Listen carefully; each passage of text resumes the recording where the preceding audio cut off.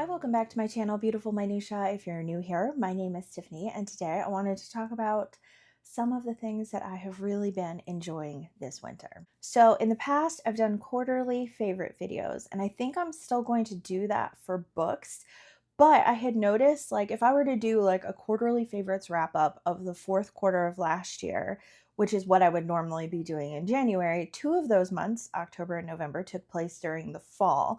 And I want to be able to share my favorites like in the middle of the season. That way, if there's something that sounds lovely or interesting to you, it's still relevant in that season. I'm going to be talking about things that I've pretty much enjoyed like December and January so far, so wintry things, and then I'll do one for spring, etc., etc. I will probably, like I said, still do quarterly favorite books because I don't always read seasonally, although I'm trying to read more seasonally this year. Okay, let's start with food because food is a lovely place to start. As you might imagine, I'm enjoying warm, cozy foods right now, but there's a couple recipes I want to share with you. I think they're both from Budget Bites, actually, which is one of my favorite online food blogs. I've been loving their crock pot chicken noodle soup recipe. It is like absolute perfection, especially when I have a really busy day, like for our homeschool group or something. I can throw that in the crock pot, come home, and then all I have to do is shred the chicken and add the noodles, and it's so warm and satisfying and just delicious. I've also really been enjoying tomato soup and grilled cheese, which is such a kid thing to say. But I actually can't have like regular cow's dairy, and the Aldi near where I live just started carrying goat cheese cheddar. And I can have goat cheese, like my stomach can handle that just fine. So I've been really excited because I can have grilled cheese again. So the tomato soup recipe that I absolutely love is also from Budget Bites. It's like an herby tomato soup. So it's just so yummy and so warm and comforting. It's super quick, takes like no time at all. And then I've been doing grilled cheese on sourdough bread because that's just the ultimate. My friend Dia recently sent me a gift, which I'll share in a little bit because it's another favorite. But with it, she always includes like tea bags, and she had sent this elderberry tea, which was just like so delicious. And now I'm gonna have to get it because this is what happens. She will send me a new type of tea and then I have to buy it. And this is like the fourth time that this has happened. So anyways, it's just really delicious and supporting your immune system, and also has like different herbs and stuff to like lower stress, and it has just been perfect lately. Something that's not really seasonal. It's not very wintry. But I've been loving it. My daughter and I recently discovered that Trader Joe's has frozen kimbap.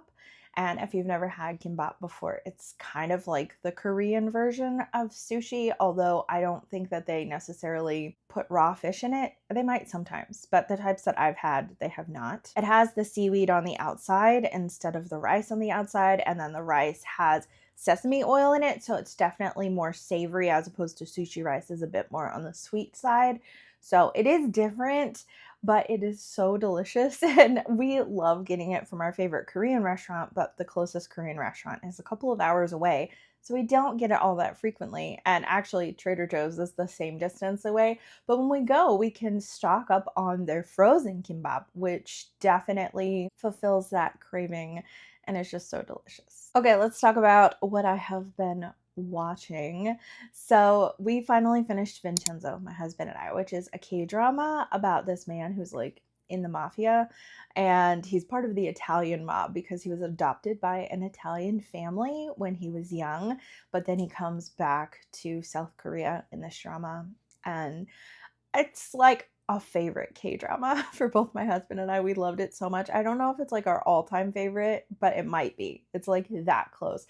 It's so good. It's definitely like really intense and has a decent amount of violence in it. So if that's something that bothers you, you might want to steer clear. But I was surprised at how well-rounded the drama feels. It has so much humor to it and a lot of like found family elements as well. So it doesn't just feel like super intense. There's a lot more to it, and it's just like was so enjoyable all the way around with lots of good plot twists. The acting was just so perfect. Just really enjoyed it. Because of the main actor from Vincenzo, we decided we wanted to start Reborn Rich, and we're only, I think, 3 or 4 episodes into that, so we still have quite a bit of that left. But it's a really interesting premise about this guy who's working for this wealthy, influential family in South Korea. And in the first episode, like, they kill him off, and he's actually reborn as like the grandson of the founder of the company. And so it's so interesting and unique, and we've never seen a show like that before. And then other than that, I've pretty much just been kind of like watching some variety shows, like K-pop variety shows with my daughter. We have a couple of like favorite groups that they are just absolute chaos and hysterical. So we've really been enjoying Stray Kids Code, which is just like them hanging out doing silly stuff. And then we've watched and rewatched some more. ATEEZ's Fever Road, which is not as long as Wanties, which is like their main variety show. It's only like 6 or 8 episodes or something like that, but they have like it's like Jumanji themed, and it's just so super fun. And lastly, with K-pop, which just kind of goes into like some things we've been listening to as well, we found out that on YouTube they have all the episodes of Final Evaluation for Baby Monster, which is YG's most recent group. YG is the group that also put out Blackpink. So if you're like know a little bit about K-pop, but you're not that into K-pop, you've probably still heard of Blackpink because they are like internationally famous and popular, like one of the biggest K-pop groups ever. Blackpink and then BTS are usually the most well-known ones in the United States. Anyways, YG had a competition to choose the members for the next girl group, and I guess this is like the final evaluation where they're down to the last 7 girls, and they have to do dance performances, singing performances, sometimes as a group, sometimes individually, and they're getting scored and, you know, all this different stuff, which is very similar to the format that JYP did for A2K when they were choosing their international girl group, Vicha. And we watched that last January, and so watching Final Evaluation this January was super fun. It is a little anticlimactic because we already know who made it into the group, but it's caused us to like really enjoy them that much more because like they are so talented. And when they first came out, like their first couple of songs, I was just like, they sound exactly like Blackpink, like they're not original at all. And so I kind of like wasn't checking them out at all, and they're starting to get more of their own sound, but also I've realized it's totally like not their fault if they sound derivative, because they're just doing like what their company is telling them to do. And YG definitely has like a specific sound because Blackpink sounds a lot like 21. So YG definitely has a sound that they like going for. But it was just really fun to watch that. And so then we started watching some of their behind the scenes stuff and some of their performance videos. And now we're becoming very big fans of them. Okay, so in terms of gaming, I've not been doing a lot of gaming in January, but I did in December. And I'm really enjoying like short, cozy games like A Short Hike and Alba and games like that that feel very outdoorsy and are very like quick to get through. I talked about all of these in my like ranking of all the Switch games that I played in 2024. So I'm really not going to get in depth on them because I'll just link that video and there are timestamps. So if I mention a specific game here that you're interested in, you can go and like hear more in-depth thoughts in that video. We did receive 2 games for Christmas, like one that we purchased with money and then one that my daughter received as a gift. And I've played both of those and have enjoyed them. So one of them is Echoes of Wisdom, which is the new Zelda game. And this is just really fun, really unique in the way that it's laid out and that you're actually playing as Zelda rather than as Link.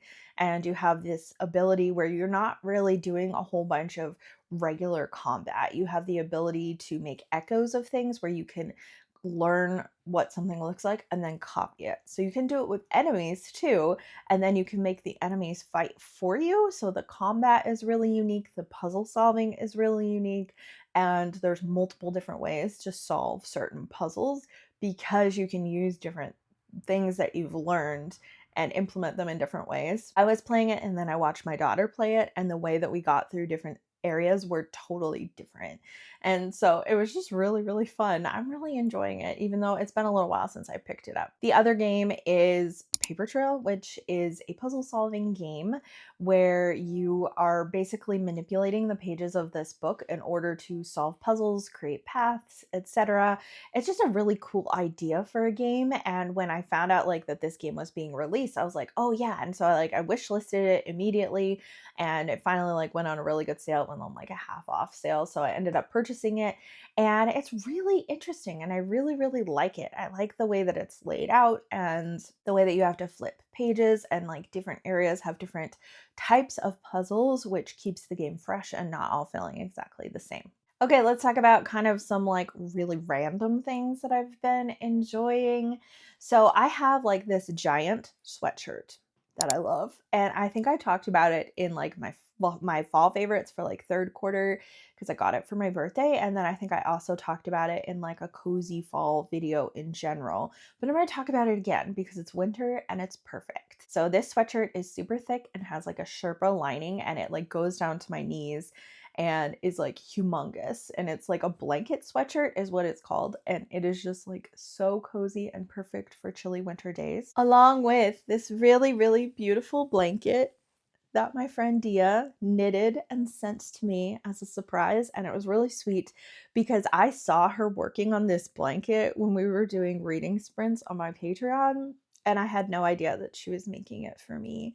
And it's just so beautiful. Like, it has some of my favorite colors, and I love the blue, and this like the yarn is like so soft and cozy. So like this is something I have just been loving as well. I have also been loving these highlighter markers that I found. They're the Mr. Pen brand, but they're muted pastels. And when I tell you they are lovely on the page, they are so lovely. And there's something that makes them feel cozier because they're muted, because they're pastels. And maybe that's silly, but I just really I just really have been loving them. I've never been a big person to highlight in books. I'll underline and take notes in the margin in nonfiction, and then for fiction, I usually use post-it flags. And I'm still using post-it flags if I want to do notes. But if there's like favorite quotes or quotes I want to come back to or quotes I want to write in my commonplace journal, I'm using these to highlight them because I just love them and they're so pretty. I haven't used all of them yet. I have used like this light pink, and I have used this green and this brown and this blue. So I haven't used all of them. I don't know how this one shows up. It feels like more of like a skin tone, so I don't know how well that shows up on the page, but they don't bleed through paper at all. I don't know how they work on like super thin paper, like Bible paper.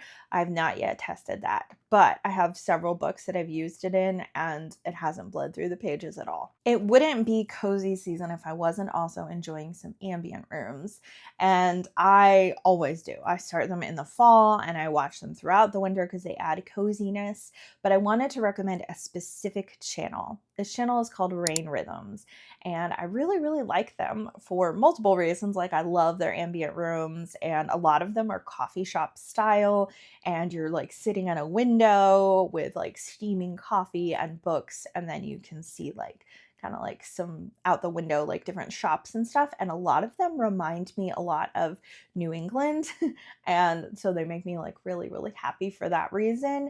But also, so far, like all of the Rain Rhythm videos that I've watched do not have mid-roll ad breaks, which is huge because I watch a lot of ambient rooms and I do not have like a paid YouTube account. I just have a free one. And it can be really distracting when you're watching an ambient room and there's an ad break like every 5 to 10 minutes. I've watched some where it's literally every 5 minutes, and it's like incredibly distracting. Like, I don't mind if there are ad breaks every like 30 minutes or like once an hour or something like that. I feel like that is totally reasonable. But when it's something that people have on for hours and hours and hours and there's an ad break like every 8 to 10 minutes, or, you know, that's the average I've found, is that it's usually every 8 to 10 minutes.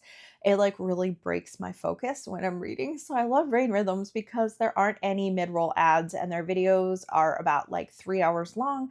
So they're not as long as some of them, but I I just love them. I've also really been enjoying journaling.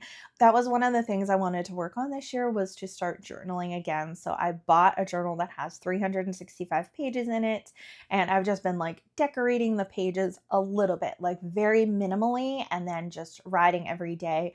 And I have one of those date stamps, and I have really been enjoying like using that to stamp every single day in this journal. And I've been doing it in books too with this date stamp, where I've been stamping the date that I start and then the date that I finish books for books that I own. And so that's been really cool too, that I've really liked being able to do that. Okay, so reading, because this is a booktube channel, the kind of books that I have been enjoying lately have first of all either been seasonal or they have been cozy classics. So I have read already some like very like chilly weather books, and I read like some Christmas books, and that was really nice. I didn't really have like a ton of really like standout Christmas books, other than like rereading A Christmas Carol was really, really lovely. And then I also really enjoyed Small Things Like These, which feels very wintry as well, and actually made it into my top books of the year. So I'm not gonna like rehash that book. But I also read some Russian short stories that were like very snowy and very cozy, and I really enjoyed those.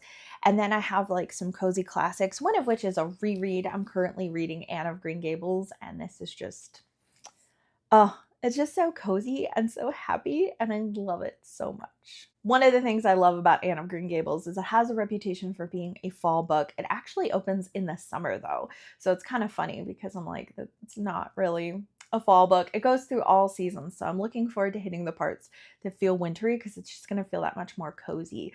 But it just feels so familiar, which is really nice in January because, like I said, January is kind of a gloomy month, and a month that's easy for me to kind of like spiral into seasonal depression. So I try to lean hard into the cozy, and this fits that vibe. A newer cozy classic that has fit that vibe is Parnassus on Wheels by Christopher Morley. This is not a wintry book by any means. It actually takes place in the fall, in October, I think, but it feels more like summery or like early fall, because the weather is still really nice and it's still relatively warm in the story. So it doesn't feel particularly wintry, but it does feel so cozy. And if you're a book lover, this is one of those books for book lovers that just is so cozy and has some amazing quotes on reading. So for example, the story is about a man who has this like traveling cart on wheels, and he goes from town to town selling books. And he says, when you sell a man a book, you don't just sell him 12 ounces of paper and ink and glue. You sell him a whole new life, love and friendship and humor and ships at sea by night. There's all heaven and earth in a book. I just love it. It's been glorious to read this and felt so cozy and kind of like a hug and just really fun. Well, those are some of my favorite things that I have been enjoying so far this winter. I will have everything linked down below. So if there's anything that you are able to purchase, obviously you cannot purchase the blanket that Tia made me.